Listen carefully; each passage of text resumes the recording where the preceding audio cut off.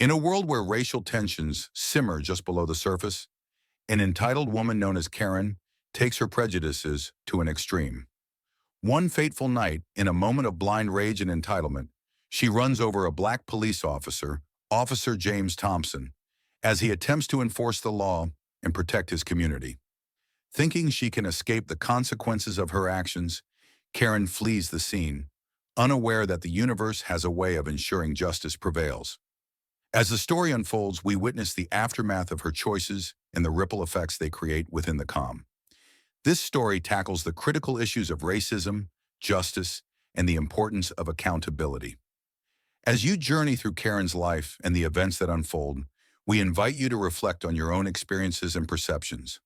What does justice mean to you? How can we work together to combat racism in our communities? We would love to hear your thoughts in the comments below. If you enjoy our storytelling, please subscribe. Karen Miller stood in front of her floor-to-ceiling mirror, adjusting the collar of her designer blouse. The soft light of the afternoon sun filtered through the sheer curtains of her upscale suburban home, casting a warm glow on her meticulously styled hair. She glanced at her reflection, satisfied with the image that stared back at her. The perfect embodiment of success and privilege. But beneath the surface, the weight of her prejudices loomed heavily, shaping her interactions and view of the world. In her circle, appearances mattered.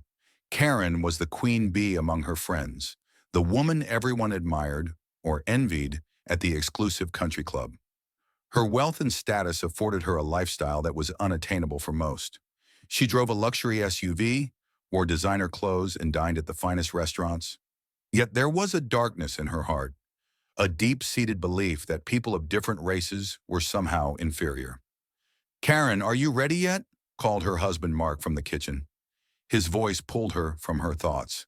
He was the supportive spouse, always encouraging her in her endeavors, blissfully unaware of the underlying biases that festered within her. "Just a minute," she replied, applying one last coat of lipstick. Tonight was the annual charity gala, an event that promised an evening of glitz, glamour, and the chance to showcase her social status.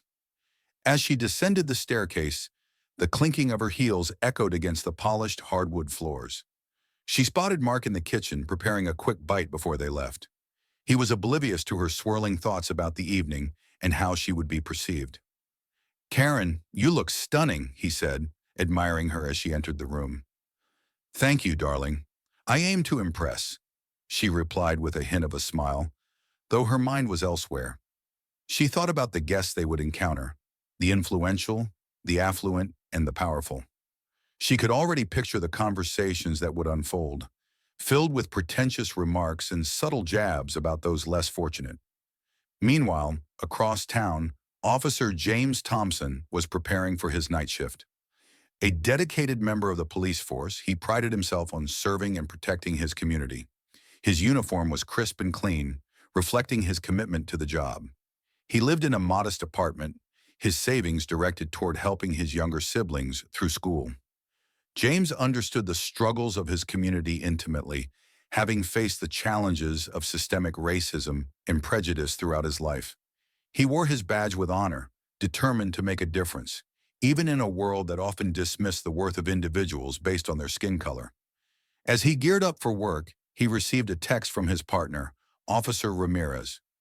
"Ready for another night of keeping the peace?" the message read. James chuckled to himself, typing back, "Always. Let's show them what we've got." Their shift began with routine patrols, responding to minor disturbances and ensuring that the streets remained safe. However, as the night wore on, they encountered a growing tension in the air. James could sense it, an undercurrent of unease among the residents, a reflection of the societal issues they faced daily.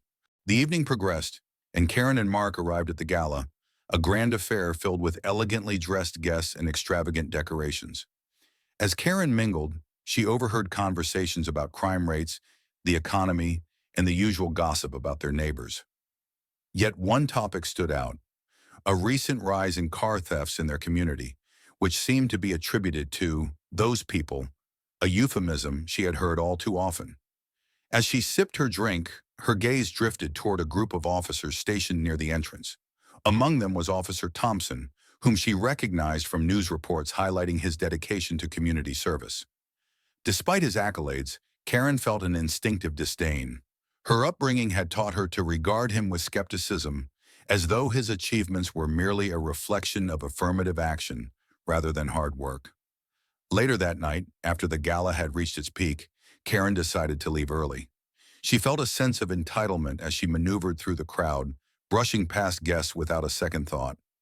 Her mind was focused on the accolades she had received and the connections she had forged, all while maintaining an air of superiority. As she stepped outside into the cool night air, Karen spotted her luxury SUV parked along the curb. She fumbled with her keys, her thoughts still lingering on the conversations of the evening, particularly the unspoken assumptions about people of color. It was as if a dark cloud hung over her mind, tainting her perspective. "Karen, wait up," Mark called out, jogging to catch up with her. "I'm ready to go," she said curtly, sliding into the driver's seat. "Are you sure you don't want to stay a bit longer? The auction for the charity is about to start," he suggested, trying to keep the mood light. "I'm done with this. Let's just go home," she snapped, her impatience rising. As they pulled away from the gala, Karen felt a rush of power behind the wheel. The streets were dimly lit, and the road ahead was clear, yet her mind was clouded with thoughts of superiority. As they approached a red light, she noticed Officer Thompson directing traffic a few blocks away. "Look at him, acting like he owns the street," she scoffed, not realizing that her words reflected her own prejudices. "Just doing his job," Mark replied, sensing her disdain. "Right, because we all know that's not how it works in reality," Karen shot back, her voice dripping with sarcasm. As the light turned green, Karen accelerated without a second thought, her foot pressing down hard on the gas pedal. She wasn't paying attention to the flashing lights that signaled Officer Thompson's command for pedestrians to cross safely. In an instant, everything changed. Officer Thompson had stepped into the street, gesturing for a group of people to cross, when Karen, lost in her thoughts and fueled by her own arrogance, swerved to the left to avoid stopping. The sound of crunching metal and shattering glass filled the air as her SUV collided with him. Time seemed to freeze. The world around her faded as she realized what she had done. Panic surged through her veins, and without thinking, she slammed on the gas and sped away from the scene, leaving Officer Thompson lying in the street, injured and vulnerable. "Karen, what just happened?" Mark exclaimed, his voice breaking through her fog of terror. I I don't know," she stammered, gripping the wheel tightly as they drove away, her heart racing with fear and guilt. Mark glanced back, his eyes widening in disbelief. "You hit a cop. We have to go back." "No, we can't," Karen shouted, her mind racing.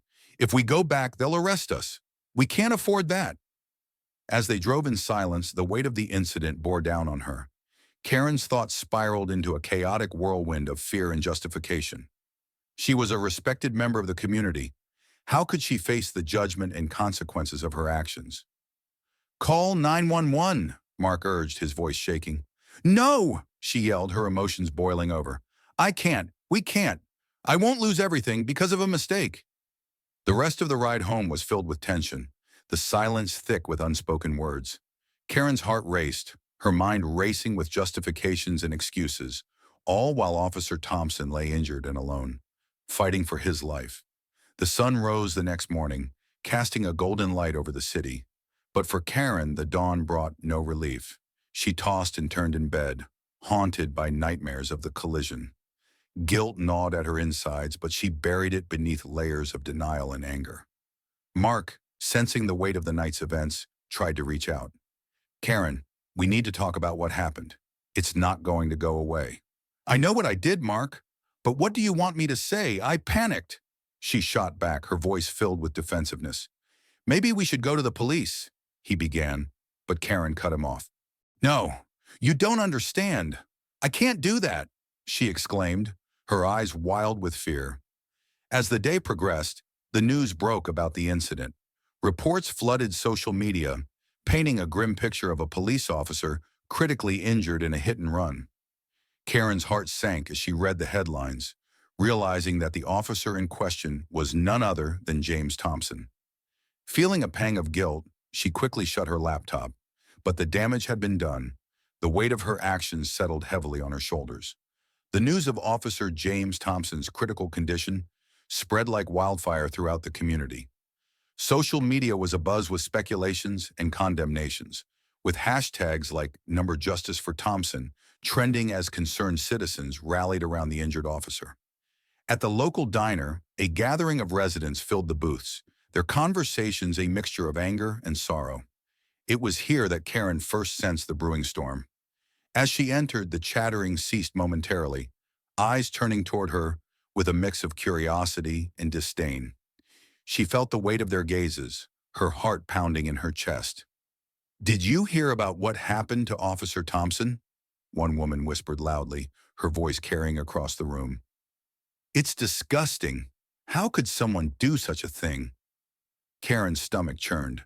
She forced a smile and attempted to play it off. "I'm sure it was just an accident," she replied, though her voice trembled slightly. "An accident? He's fighting for his life." A man at the counter retorted, shaking his head in disbelief. "Someone needs to be held accountable." The diner buzzed with a chorus of agreement, the atmosphere thick with outrage. Karen felt trapped, the walls closing in on her. She needed to escape, to distance herself from the accusations that were slowly suffocating her. Back home, Karen paced the living room, her thoughts racing. She tried to shake off the feeling of impending doom, but guilt lingered like a shadow.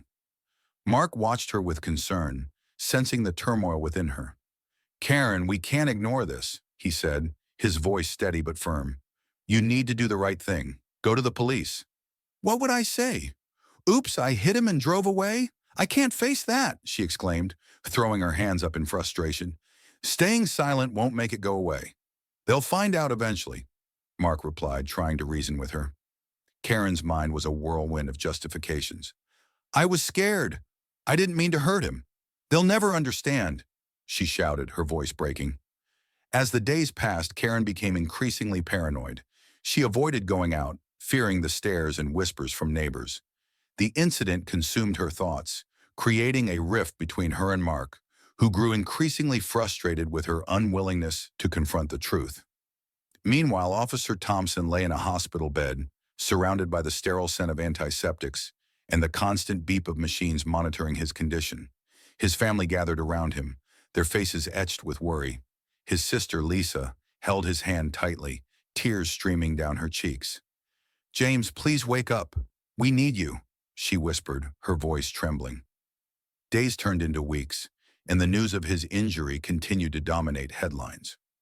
Community members held vigils outside the hospital, lighting candles and sharing stories of Thompson's dedication to his job and his unwavering commitment to justice. At the police station, Detective Ramirez was determined to find justice for his friend. He reviewed surveillance footage from the area, searching for any clues that could lead him to the driver of the vehicle that had struck Thompson. "Whoever did this will pay," he muttered under his breath, his eyes narrowing as he scrutinized the grainy images. Detective Ramirez's investigation intensified as he pieced together evidence from the scene. Witnesses had reported a white SUV speeding away, but identifying the vehicle in a sea of similar cars proved challenging. Meanwhile, the community's anger grew, demanding answers and accountability. Back at her home, Karen felt the pressure mounting. Social media was relentless, with comments and posts calling for justice. Justice for Thompson echoed throughout the town, amplifying her fear and guilt. One evening, while scrolling through her phone, she stumbled upon a video of Officer Thompson's colleagues speaking out about the incident. They described him as a hero, a protector of the community who always put others before himself. The video struck a chord within her, igniting a flicker of remorse she had tried to bury. "Karen, you need to face this," Mark said, interrupting her thoughts. "You can't run forever." "I'm not running. I'm trying to figure out what to do," she stammered, her heart racing. "You need to confess, Karen. It's the only way to start making things right," he insisted, concern etched on his face.